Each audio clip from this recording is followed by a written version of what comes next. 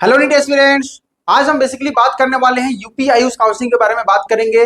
कब से इसका शेड्यूल जारी होने वाला है, कब से रजिस्ट्रेशन होगा, धरोहर राशि यानी सिक्योरिटी मनी पहले लगेगी या बाद में लगेगी, इस पे भी विशेष चर्चाएं होगी।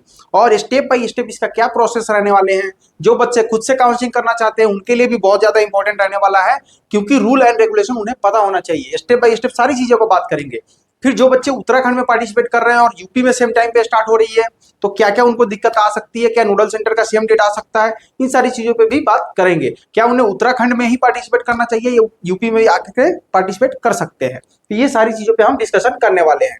तो जो डेट्स जारी हुई है वो है 25 तारीख से, यानी ऑनलाइन पंजीकरण या रजिस्ट्रेशन का जो टाइम होता है यूपी आयुष पोर्टल पे रजिस्ट्रेशन का जो टाइम है वो 25 तारीख से लेकर के 28 तारीख के बीच में आपको रजिस्ट्रेशन का टाइम मिलेगा। यानी 11 बजे सुबह तक, 28 तारीख तो के 11 बजे तक आपको मिलेगा।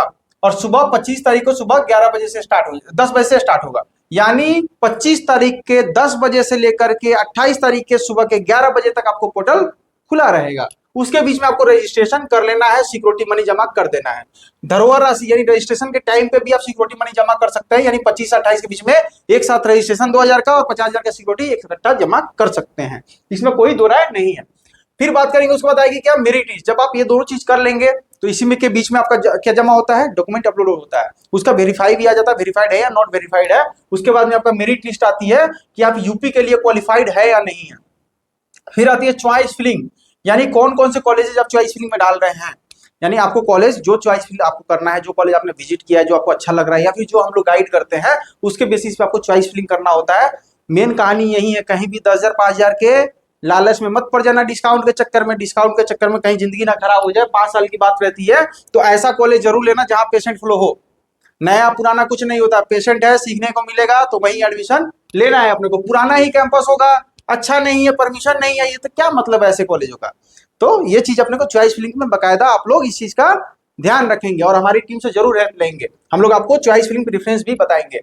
फिर उसके बाद में आती है आवंटित सीट आउटन की सूची का प्रकाशन, यानी जो अलॉटमेंट लेटर है वो सबको पता चलेगा किसको कौन सा कॉलेज अलॉट हुआ है। उसके बाद में क्या रहने वाला है, नोडल सेंटर पे अभ्यर्थी यानी विद्यार्थी कब जाएंगे।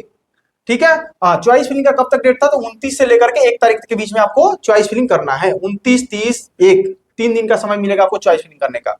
फिर उसके बाद में आएगा 1 तारीख को आपको रिजल्ट पता चल जाएगा कि कौन से कॉलेज में आपको अलॉटमेंट मिली है आपके मेरिट के बेसिस पे। फिर नोडल सेंटर पे कब जाना है, 3 तारीख से 7 तारीख के बीच में आपको नोडल सेंटर पे जाना है। आपको कैसे पता चलेगा कि हमें कब जाना है, तो यूपी आयुष एक नोटिस जारी करती है जिसमें रैंक के बेसिस पे, यानी जिसका 2 लाख से नीचे होता है उसको पहले दिन, जिसके 2 लाख से 4 लाख के बीच में है उसको अगले दिन, जिसका 4 लाख से ऊपर है उसके अगले दिन बुलाते हैं। इसी तरीके से करके यानी रैंकिंग के बेसिस पे आपको बुलाई जाएगी कि पहले दिन इनका होगा। यानी 1 से 3 लाख वाले एक पहले दिन आएंगे, 3 से 6 वाले दूसरे दिन आएंगे, 6 से 10 वाले अगले दिन आएंगे। इसी तरीके से करके आपको बुलाया जाता है नोडल सेंटर पे। उसके बाद में आता है आवंटन पत्र डाउनलोड करने की तिथि। 3 तारीख से आप 9 तारीख के बीच में आप अपना डाउनलोड कर सकते हैं। और संस्था में प्रवेश की अंतिम तिथि भी 9 तारीख तक करने वाला है। यानी कॉलेज में जाकर के आपको क्या करना होता है, रिपोर्ट करना होता है, कॉलेज में रिपोर्ट करके फीस सबमिट करना होता है। इससे पहले जो बच्चे कॉलेज में जमा पैसे किए हैं वो भी सतर्क रहे कॉलेज में, क्योंकि यूपी की कटअप भी हाई जाएगी। अभी यहाँ पे मेन दिक्कत आई है तब जब उत्तराखंड की काउंसलिंग स्टार्ट हुई है, और बहुत सारे बच्चे जिन्हें काउंसलिंग नहीं कराना था, वो भी क्यों, क्योंकि 2,000 रुपए ही लगते हैं वहां पे, सिक्योरिटी मनी आफ्टर एडमिशन लगता है, तो क्या चलो भर लेते हैं अपने मन से, जो आएगा सो आएगा। तो जिन बच्चों को कॉलेज वहां लेना था वो भी बाहर निकलेंगे उत्तराखंड से। तो आप समझिए उत्तराखंड में 250 से नीचे वाले जो नंबर वाले बच्चे हैं सतर्क रहे, यूपी का भी कर लेना लगे हाथ।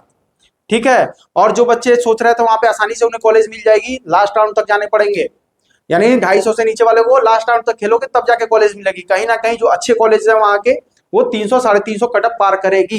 तो आप लोग इसके लिए बेफिक्र रहें। पतंजलि का भी कटअप बहुत हाई जाएगी, आप देख लेना रिजल्ट आए तो। अब तक मैंने जब से जो चीजें बताई है वो चीजें वहां से चालू हुई है।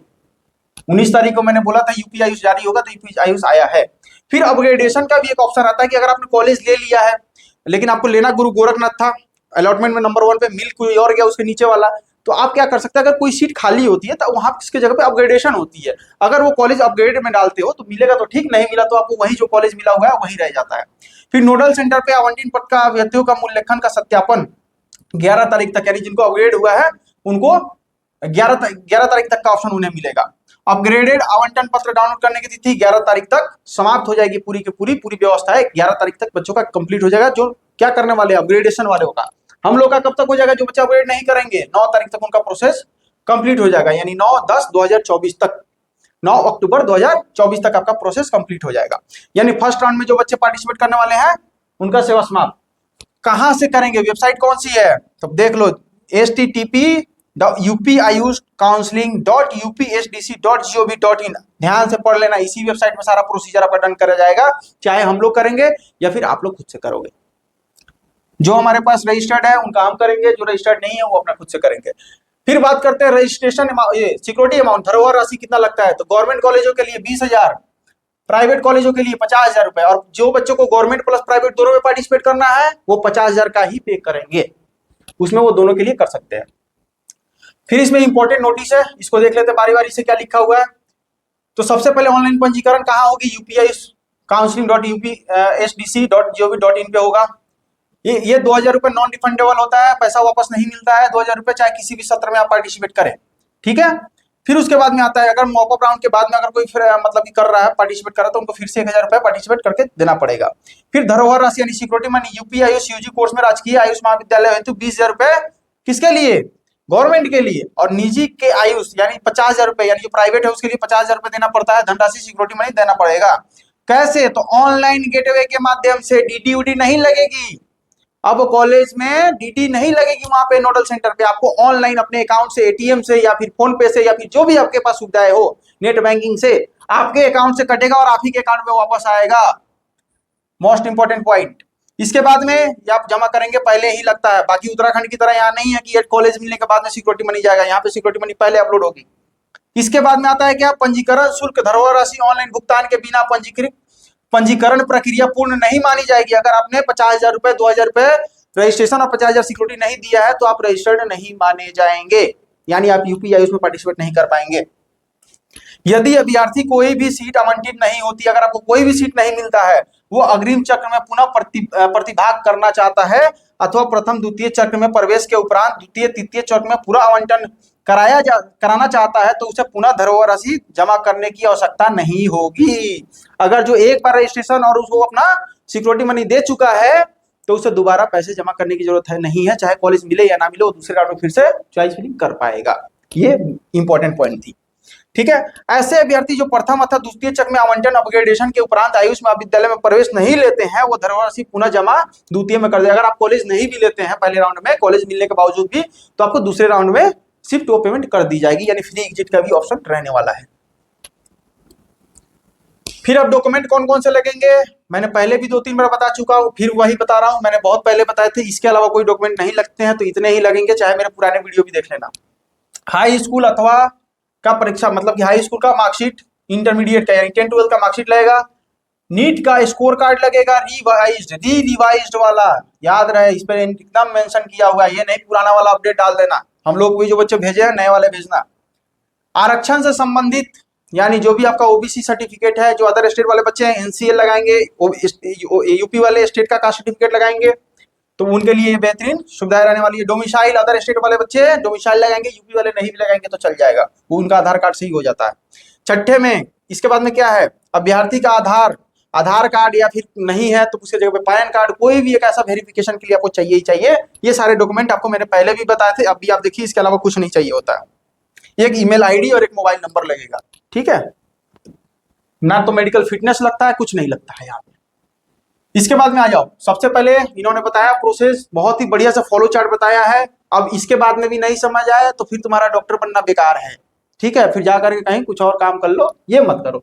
अब देखो स्पष्टता मैं बता रहा हूँ, यूपीआई सीधा काउंसलिंग का मतलब कि ये है फॉलो चार्ट है पहले दूसरे राउंड का।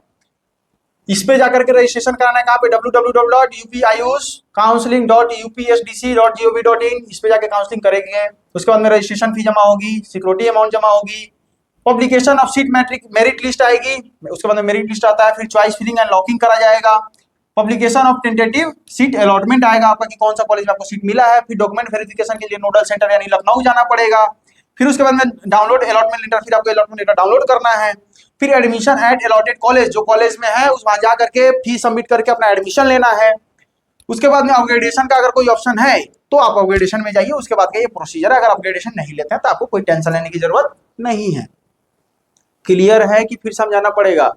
इतना प्रोसेस में कहीं भी कॉलेज पहले इन्वॉल्व है? इस पूरा प्रोसेस में देखना जरा आंख खोल के, कहीं भी कॉलेज पहले सबसे ऊपर में दिया गया है? सबसे पहले तो यूपीआईएस में ही तो रजिस्ट्रेशन कराना है, हैं?